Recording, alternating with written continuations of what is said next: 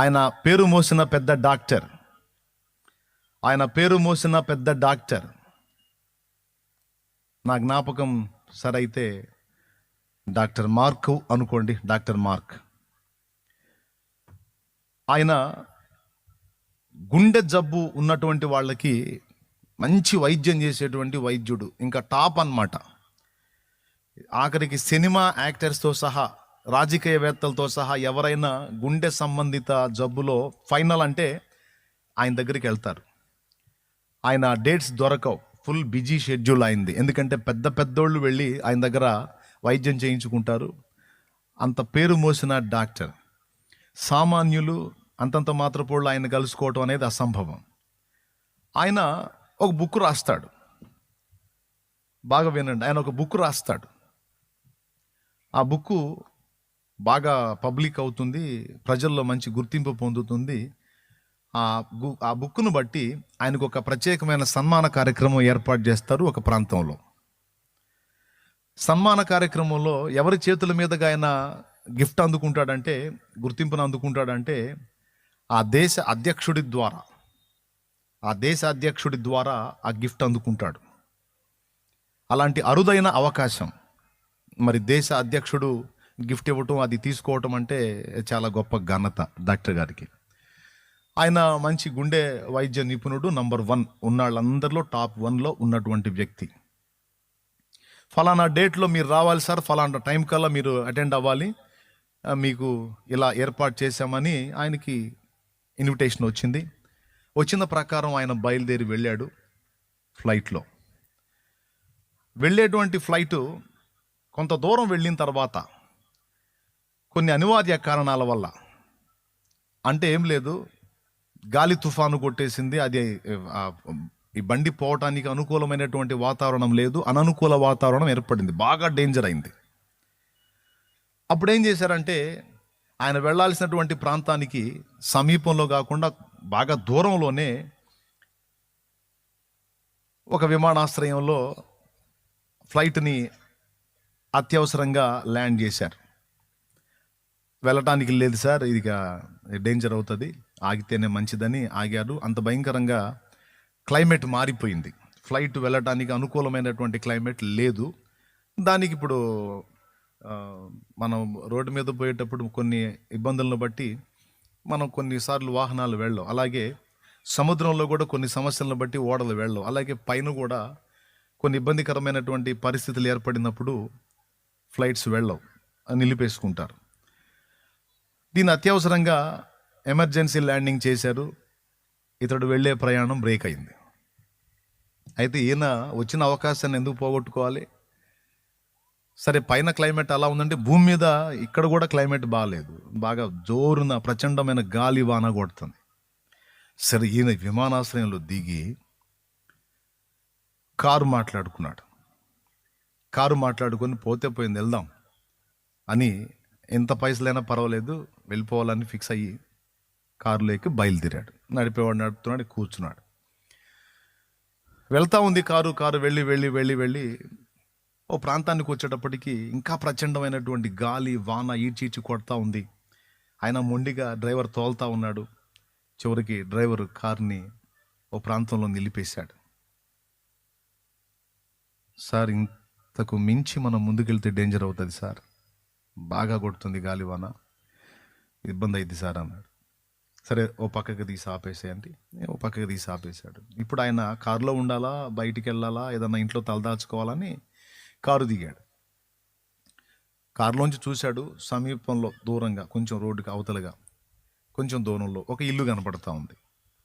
ఆ ఇల్లు చూస్తేనే అర్థమవుతుంది అది చాలా బీదవాళ్ళు ఉన్నటువంటి ఇల్లు అని అర్థమవుతుంది.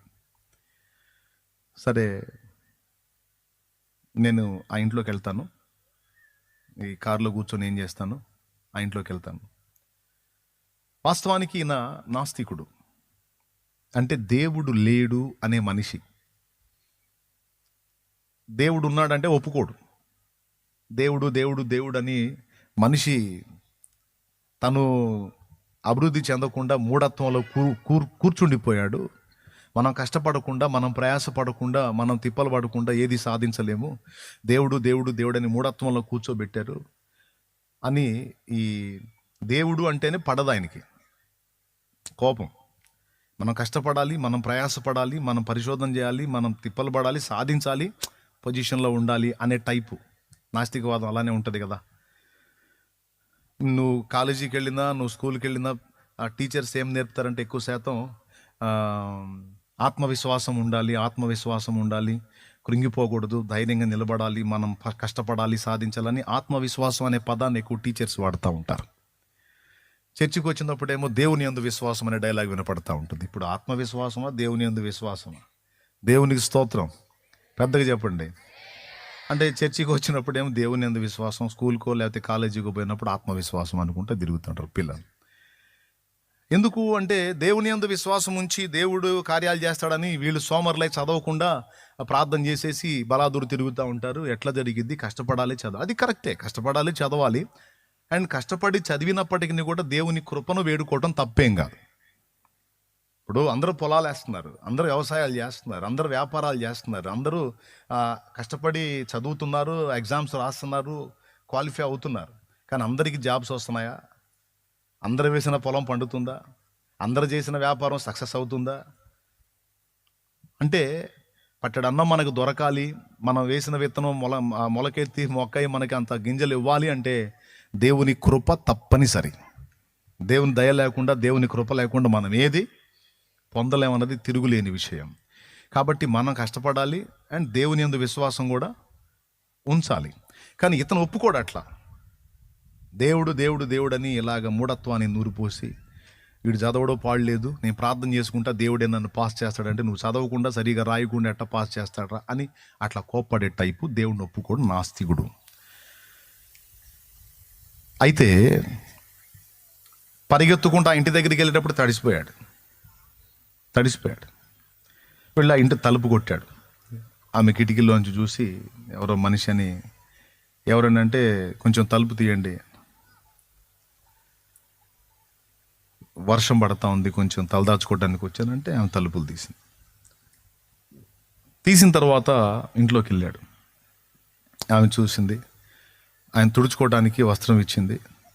విలువైన బట్టలు అయితే ఏమి లేవు, ఏదో కొద్దిపాటి గృహం, కొద్దిపాటి వస్తువులు, అంత సింపుల్గా ఉంది ఆ ఇల్లు. వస్త్రం ఇచ్చింది, దాంతోనే ఏదో మరి ఆ ఇబ్బందికరమైన పరిస్థితులు దొరికింది, దాంతోనే తుడుచుకొని చలి కొనుక్కుతా ఉన్నాడు. వేడివేడిగా చాయ్ పెట్టి ఇచ్చింది. ఆ చాయ్ కూడా ఎలా ఉందంటే పేదోళ్ళకు తగ్గట్టే ఉంది. ఇచ్చింది, అది తీసుకొని తాగుతూ ఉన్నాడు.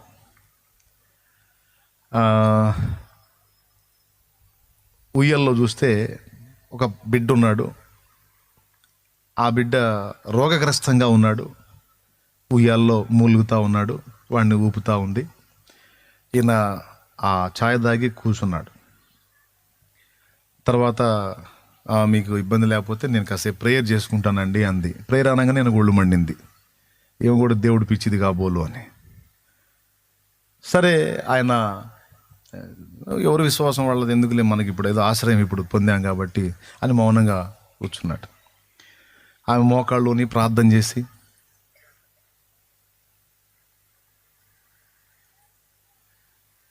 కాసేపు ప్రార్థన చేసి ఏడ్చి మొత్తుకొని ముగించుకొని లేచింది. ఆయన అడిగాడు, ఏం చేసావు అన్నాడు. అంటే దేవునికి ప్రార్థన చేశానండి.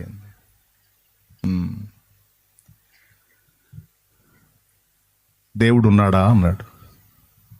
దేవుడు ఉన్నాడా అన్నాడు. ఉన్నాడంటే నేను అనేదాన్ని ఉనికిలో ఉన్నాను, ఈ లోకం ఇంత క్రమంగా ఉనికిలో ఉంది అంటే దేవుడు లేకుండా ఈ క్రమం ఎలా ఏర్పడిద్ది, అసలు మనం ఎలా ఉంటాం? కాబట్టి దేవుడు ఉన్నాడని విశ్వాసం ఉంది అంది. దేవుడు ఉన్నాడని నేను విశ్వాసం ఉంచాను, దేవుడు ఉన్నాడని విశ్వాసం ఉంది.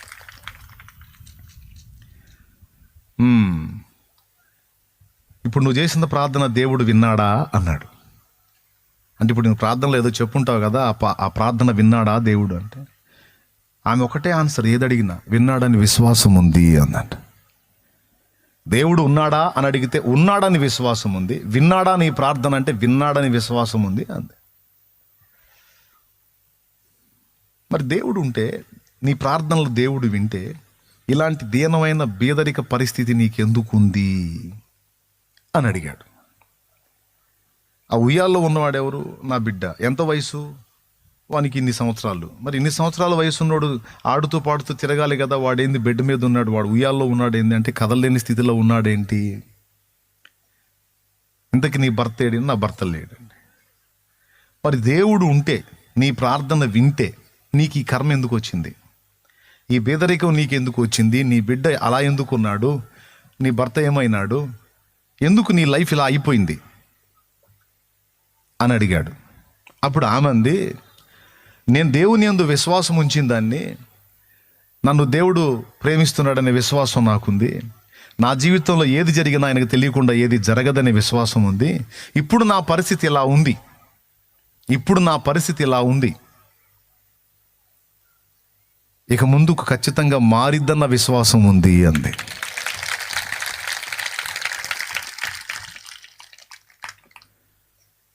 తర్వాత ఆయన మళ్ళీ ఆ బిడ్డ వైపు చూస్తూ, వీడిని చూయించావా డాక్టర్స్కి అన్నాడు. అప్పుడు ఆమె చెప్పింది, వీడిని మాకు తెలిసినటువంటి వైద్యుడికి చూపిస్తే, మాకున్న స్తోమతలో ఆయన అన్నాడు, ఫలానా ప్రదేశంలో ఫలానా డాక్టర్ ఉన్నాడు, డాక్టర్ మార్క్ గారు, ఆయన తప్పితే దీనికి వైద్యం చేసి ఈ బిడ్డని మళ్ళీ నార్మల్ పొజిషన్కి తెచ్చే దమ్ము ఎవడికి లేదు. ఆయన అంత పనుడు, కానీ ఆయన దొరకడు. ఎందుకంటే పెద్ద పెద్ద రాజకీయవేత్తలు, సినిమా వాళ్ళు, రకరకాల ధనవంతులు, అలాంటి వాళ్ళకే ఆయన దొరకటం కష్టం. కాబట్టి నీకంత స్తోమత లేదు, నువ్వు ఆయన అందుకునే పొజిషన్ నీది కాదు, కాబట్టి అది జరిగే పని కాదు. కాబట్టి బతికినంత వరకు అలా ఉంచటం, చచ్చిపోతే భూస్థాపన చేసుకోవటం అని చెప్పాడు. అప్పుడు నేనేం చేస్తున్నానంటే, నాకు సాధ్యం కాంది నా దేవునికి సాధ్యమైద్ది. ఫస్ట్ నుంచి ఆమె ఏం చెబుతుంది? మొదటి నుంచి విశ్వాసం ఉంది, ఇదే పదం. నాకు చేతగాంది, నాకు సాధ్యం కాంది నా దేవునికి సాధ్యమైద్ది. నాకు ఆ విశ్వాసం ఉంది. అందుకని ఇందాక మీరు వచ్చి కూర్చున్నప్పుడు కూడా నేను మోకాళ్ళుని ప్రార్థనలో అడిగింది ఆయన గురించి. ఏమని అడుగుతున్నానంటే, డాక్టర్ మార్క్ గారు నాకు డేట్ ఇవ్వటం, నేను ఆయన దగ్గరికి బిడ్డను తీసుకొని పోవటం, ఆయన అడిగినంత ఫీజు చెల్లించటం, అంత డబ్బు పెట్టుకొని నేను ఈ వైద్యం చేయించటం, ఇవన్నీ నా వల్ల కాదు. ముందు అసలు ఆయన ఈ బిడ్డను చూసి వీడి సంగతి అటో ఇటో చెప్పడానికి ముందు ఆయన్ని కలుసుకోవాలి. నేను కలుసుకోవడానికే సాధ్యం కాదు, పెద్ద పెద్దోళ్ళకే సాధ్యం కాదు, నీ వల్ల కాదని మేము వెళ్ళిన వైద్యుడు చెప్పాడు. అయితే నాకు కాదు కానీ నా దేవునికి సమస్తము సాధ్యమే అని నేను విశ్వసించాను. నా దేవునికి ఇష్టమైతే, నా దేవుని చిత్తమైతే, నా ప్రార్థన ఆయన అంగీకారం అయితే, నేను రోజు మానక పెట్టే ఈ మొర్ర, చేసే ఈ ప్రార్థన నా దేవుడు ఆలకించి, నేను ఆయన దగ్గరికి వెళ్ళలేను గనక ఆయన్నే నా దగ్గరికి తీసుకొస్తాడని విశ్వాసంతో ఎదురు చూస్తూ ప్రార్థన చేస్తున్నానయ్యా అంది. ఆ మాట వింటానే ఆయన ఏడవటం మొదలుపెట్టాడు. ఎందుకు ఏడ్చాడో తెలుసా? దేవుడు లేడు అని ఆయన వాదిస్తున్నాడు. ఒక్కసారిగా ఆయన కళ్ళ ముందు జరిగిన విషయమంతా అలాగా ఆవిష్కరించబడింది. ఆకాశంలో లేచిన ఫ్లైటు నేను వెళ్ళవలసిన గమ్యానికి చేరకుండా అత్యవసర ల్యాండింగ్ ఎందుకు చేశారు? అక్కడ ప్రకృతి రివర్స్ అయింది. స్తోత్రం చెప్పండి. ఎక్కడ రివర్స్ అయింది? అక్కడ రివర్స్ అయింది. సరే, దించారు. దించిన తర్వాత కారుతో బయలుదేరాను. ఎన్నో ప్రదేశాలు, ఎన్నో ఇళ్ళు దాటుకుంటా బయలుదేరి ముందుకు వచ్చి కరెక్ట్గా ఈమె ఉన్న ఇంటి దగ్గరే నేను ఎందుకు ఆగాలి? అర్థమైందా? ఆ ఫ్లైట్ కూడా వేరే చోట కాకుండా అక్కడెందుకు ల్యాండ్ అవ్వాలి? అక్కడ నుంచి కారులో నేను ఇటెందుకు రావాలి? ఇక్కడెందుకు ఆగాలి? సరే ఆగాను అనుకో, కారులో కూర్చోవాలి. ఈ ఇంట్లోకి ఎందుకు వెళ్ళాను నేను? టపా మొత్తం ఒకటొకటి ఆయనకి క్లారిటీ వచ్చేసింది. అప్పుడు ఆయన భయపడ్డాడు. ఫస్ట్ భయపడ్డాడు. ఎందుకు భయపడ్డాడంటే, దేవుడు లేడు అని నేను వాదించాను, దేవుడు ఒరే పిచ్చోడా నేను ఉన్నాను అని నా కళ్ళకు చూపించాడు.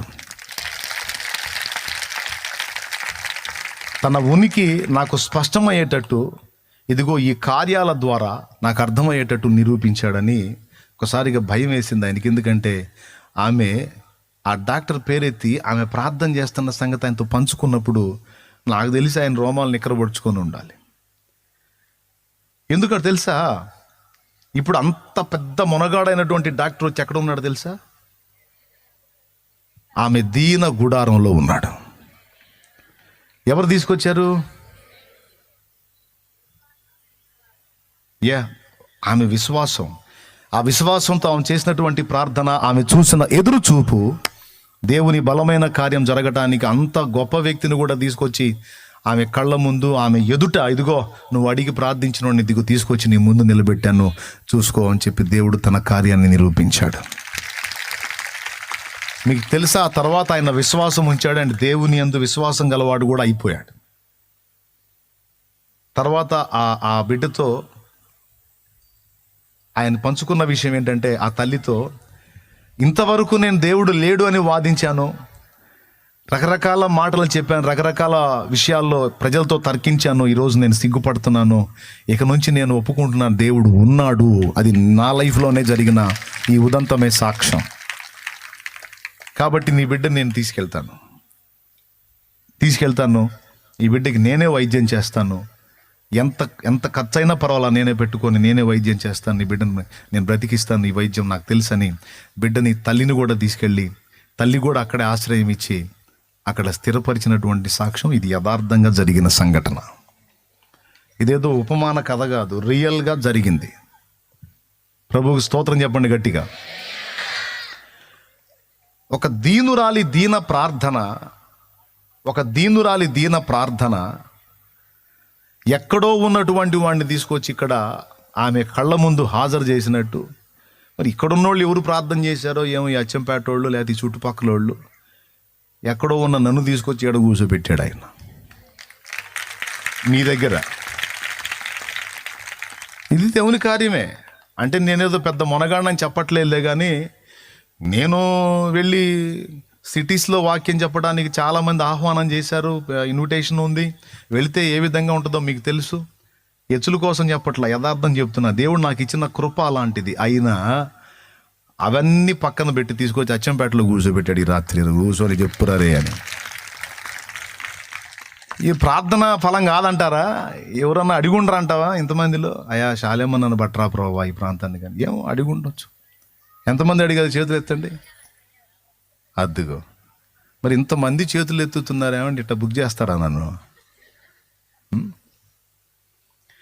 అంటే విశ్వాసము ద్వారా జరిగేటువంటి కార్యాలలో ఏదైనా సరే దేవుడికి అసాధ్యమైనది ఏది లేదు అని చెప్పే కాడ యేసయ్య అన్నాడు, నమ్ముట నీ వలనైతే. అదే ముందుది వెనకది ముందు. నేను చెప్పాను, ఏది అసాధ్యమైంది లేదు, నమ్ముట నీ వలనైతే. అవసరంలో కొనసాగింపు, వెనకది ముందు చెప్పా అంతే. ఏ అసాధ్యమైనది ఉండదు నమ్ముట నీ వలనైతే. విశ్వాసం ఉంచటం నీ చేతనైతే, నువ్వు విశ్వసించగలిగితే నా శక్తి నీ మీద పనిచేసిద్ది, నీ ఇంటి మీద పనిచేసిద్ది అనేది ఒక అద్భుతమైన సాక్ష్యం. అంటే దేవుడు చేయలేనివి ఉన్నాయి. ఏంటి చేయలేనివి అంటే, అవిశ్వాసుల జీవితాల్లో ఆయన కార్యాలు చెయ్యలేడు అనేది స్పష్టం. ఇప్పుడు ఆమె మొదటి నుంచి కూడా ఏం చెప్పుకుంటూ వచ్చిందంటే, దేవుడు ఉన్నాడా అంటే ఉన్నాడని నేను విశ్వసిస్తున్నాను అంది. నీకు ఈ దీనస్థితి ఎందుకు వచ్చింది అంటే, ఈ స్థితి నాకు దేవునికి తెలియకుండా రాలేదు, తప్పకుండా దీన్ని మార్చగలడని విశ్వాసం ఉంది అంది. నీ ప్రార్థన దేవుడు విన్నాడా అంటే, వినబడింది అని నాకు విశ్వాసం ఉంది. మరి నువ్వు అడుగుతున్నావు, నీ ప్రార్థనకి జవాబు వచ్చింది అన్నాడు. ప్రార్థనకి జవాబు వచ్చింది ఏందని ఆమె ఆశ్చర్యంగా చూసింది. ఇన్నాళ్ళు నువ్వు ఎన్ని రోజుల నుంచి చేసావో నాకు తెలియదు, నీ ప్రార్థనకి జవాబు వచ్చింది, దేవుడు నీ పక్షంగా కదిలాడు, నిజంగా దేవుడు ఉన్నాడు అని ఆయన కన్నీళ్లతో చెప్పాడు. ఏం జరిగిందో ఆమెకు అర్థం కాల. చివరికి ఆయన చెప్పాడు, నువ్వు డాక్టర్ మార్క్ అని ప్రార్థన చేస్తున్నావుగా, ఆయన్ని నేనేనమ్మా తీసుకొచ్చిందన్న నీ ముందు నిలబెట్టాడు దేవుడు అని చెప్పి ఒప్పుకోవాల్సి వచ్చింది. ఈ రాత్రి ఈ విషయాన్ని నేను మీతో ఎందుకు పంచుకుంటున్నానంటే, విశ్వాసము, దాని యొక్క శక్తి, దాని యొక్క ప్రభావం మనం గుర్తించాలి.